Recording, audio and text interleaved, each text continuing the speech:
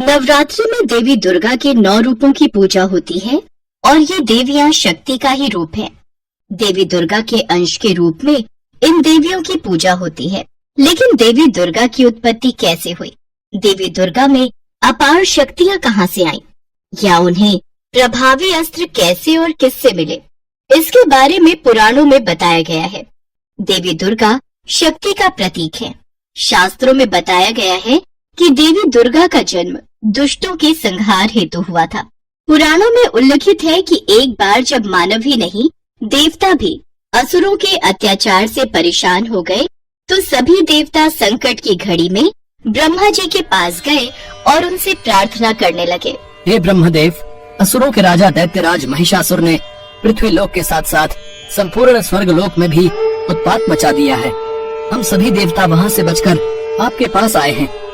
दैत्यराज महिषासुर अत्यंत शक्तिशाली है। उस पर किसी भी अस्त्र शस्त्र का प्रहार नहीं हो रहा। हम सभी के लिए उससे युद्ध करना असंभव है। हम उसकी शक्तियों के आगे नहीं टिक पा रहे। ब्रह्मदेव, ये सब क्या हो रहा है? लगता है अब महिषासुर के संहार का निश्चित समय आ गया है, क्योंकि वो मेरे दिए हुए वरदान का दुरुपयोग कर रहा है। मुझे इस कार्य में महादेव और नारायण की सहायता लेनी होगी। देवताओं की प्रार्थना सुनकर ब्रह्मदेव महादेव और नारायण से मिलने के लिए चले गए। महिषासुर को ब्रह्मा जी के द्वारा ही वरदान प्राप्त हुआ था। पौराणिक कथाओं के अनुसार महिषासुर एक असुर था। महिषासुर का पिता रंभ असुरों का राजा था, जो एक बार एक महिष यानी भैंसे से प्रेम कर बैठा और दोनों के योग से महिषासुर का जन्म हुआ। इस वजह से महिषासुर इच्छानुसार जब चाहे भैंसे और जब चाहे मनुष्य का रूप धारण कर सकता था। उसका शरीर भैंस के समान काला व बलवान था। अपने आप को सबसे शक्तिशाली बनाने के लिए महिषासुर ने कई वर्षों तक भगवान ब्रह्मा की तपस्या की। भगवान ब्रह्मा उसकी तपस्या से प्रसन्न हुए तथा उसे वरदान मांगने को कहा। महिषासुर, आंखें खोलो, मैं तुम्हारी तपस्या से प्रसन्न हूँ। मांगो, तुम क्या वरदान चाहते हो? हे ब्रह्मदेव, मैं अमर होना चाहता हूँ। आप मुझे अमरता का वरदान दीजिए। हे महिषासुर, मैं तुम्हें अमरता का वरदान नहीं दे सकता। तुम इस वरदान की जगह मुझसे कोई और वरदान मांग सकते हो। हे ब्रह्मदेव, आप मुझे ऐसा वरदान दीजिए जिसमें मेरी मृत्यु किसी भी देवता या दानव के हाथों न हो। मुझे वरदान दीजिए कि मेरा वध केवल एक कुमारी कन्या के हाथों हो, अन्यथा किसी के हाथों नहीं। तथास्तु। महिषासुर को वरदान देकर ब्रह्मा जी अंतर्ध्यान हो गए। महिषासुर ने अपने अहंकार में आकर ऐसा वरदान प्राप्त कर लिया, क्योंकि वह जानता था कि किसी कुंवारी कन्या में इतनी शक्ति नहीं होगी जो कि उसका वध कर पाए। भगवान ब्रह्मा से वरदान पाकर महिषासुर अपनी असुर प्रवृत्ति के कारण उसका दुरुपयोग करने लगा तथा सभी पर अत्याचार करने शुरू कर दिए। उसके अत्याचार से संपूर्ण मानव सभ्यता तथा देवता आतंकित थे। वह बेवजह मनुष्यों को मारने लगा तथा देवताओं को तंग करने लगा। इससे चारों ओर अधर्म की स्थापना हो गई। वह धर्म का कोई मूल्य नहीं रहा। सभी देवताओं की प्रार्थना पर ब्रह्मा जी भगवान शिव तथा भगवान विष्णु के पास पहुँचे।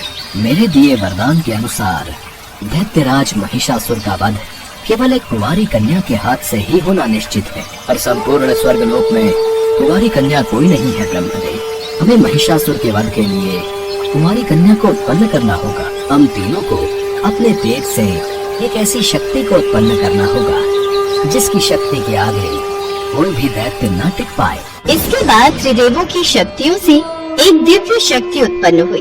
उस शक्ति को रूप देने के लिए सभी देवी देवताओं ने अपना अपना योगदान दिया। देवताओं के तेज से देवी के भिन्न भिन्न अंग बने। माँ दुर्गा की उत्पत्ति होने के बाद उनको असुरों पर विजय प्राप्ति के लिए अपार शक्ति की जरूरत थी। तब भगवान शिव ने उनको अपना त्रिशूल, भगवान विष्णु ने चक्र, हनुमान जी ने गदा, श्री राम ने धनुष, अग्नि ने शक्ति व बाणों से भरे तरकश, वरुण ने दिव्य शंख, प्रजापति ने स्फटिक मणियों की माला, लक्ष्मी जी ने कमल का फूल, इंद्र ने वज्र, शेषनाग ने मणियों से सुशोभित नाग, वरुण देव ने पाश व तीर, ब्रह्मा जी ने चारों वेद तथा हिमालय पर्वत में माता को सवारी के लिए सिंह दिया। माँ दुर्गा का यह विराट और भव्य स्वरूप असुरों में भय पैदा करने वाला था।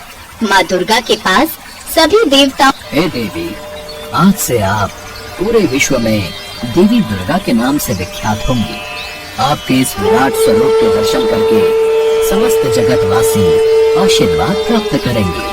देवी दुर्गा, ये सभी देवी देवता आपकी शरण में आए हैं। दैत्यराज महिषासुर ने पृथ्वीलोक तथा स्वर्गलोक में उत्पात मचा रखा है। हे देवी दुर्गा, आपको महिषासुर का संहार करना है। देवी दुर्गा, महिषासुर का अंत केवल आपके द्वारा ही हो सकता है। हे देवताओं, अब आप निर्भय हो जाओ। महिषासुर के पापों का घड़ा अब भरने वाला है। उसे उसके पाप का दंड अवश्य मिलेगा। हे महिषासुर, सावधान, मैं आ रही हूँ। उसके बाद माँ दुर्गा और महिषासुर का आमना सामना हुआ। महिषासुर माँ दुर्गा के सौंदर्य को देखकर उनसे बोला, हे सुंदरी, मैं आपको अपनी पटरानी बनाना चाहता हूँ। मैं आपके सौंदर्य पर मोहित हो गया हूँ। इंद्र आदि सभी देवता मुझसे परास्त हो चुके हैं। समस्त ब्रह्मांड मेरे अधीन है। यदि आप चाहो तो आप मेरी पटरानी बनकर ये सारे सुख भोग सकती हो। अहंकार ने तुम्हारी बुद्धि को समाप्त कर दिया है महिषासुर। इंद्र आदि सभी देवता तुमसे परास्त नहीं हुए। वे तो ब्रह्मा जी द्वारा तुम्हें दिए गए वरदान के कारण ही परास्त हुए हैं, अन्यथा तुम में उन्हें परास्त करने की शक्ति नहीं थी। कारण जो भी हो, पर अभी तो ये सत्य है कि समस्त ब्रह्मांड मेरे ही अधीन है। इसलिए आप मेरा प्रस्ताव स्वीकार कर लो। महिषासुर की बात सुनकर माँ दुर्गा जोर जोर से हंसने लगी और बोली, हे महिषासुर, तुम काल के अधीन होकर ऐसी बातें कह रहे हो। यदि अभी भी बचना चाहते हो तो पाताल में जाकर छुप जाओ, अन्यथा आज मेरे हाथों तुम्हारा संहार निश्चित है। तू है कौन? तेरा परिचय क्या है जो तू मेरे सामने हंस रही है और मेरा प्रस्ताव अस्वीकार कर रही है? मेरा परिचय, जब जब धर्म की हानि हुई है, जब जब पाप मस्तक उठाता है, जब जब संत पुरुषों को कष्ट पहुंचता है, तब तब उनकी रक्षा के लिए मैं शरीर धारण करती हूँ। मैं तेरा वही काल हूँ जिसके नाम पर तूने अनगिनत कुमारी कन्याओं का वध किया है, और मैंने उसे रोककर इस संसार में उन कन्याओं की पूजा का विधान प्रारंभ किया है। अपने काल को पहचान है महिषासुर। तू मेरा काल बनकर मेरे समक्ष आ खड़ी हुई है। भयंकर से भयंकर व्यक्ति भी मेरे सामने आकर खड़ा होने का साहस नहीं करता, किंतु तूने ये साहस इसलिए किया क्योंकि तूने अभी तक मेरा वास्तविक रूप नहीं देखा। मैं तुझे अभी दिखाता हूँ कि मेरा वास्तविक रूप क्या है। इसके पश्चात महिषासुर भयानक दैत्य का रूप ले लेता है और जोर जोर से हंसने लगता है। ये है मेरा वास्तविक रूप। मैं भी देखता हूँ ऐ स्त्री कि तुझ में कितना बल है, कितनी शक्ति है तुझ में। मेरा नाम महिषासुर है।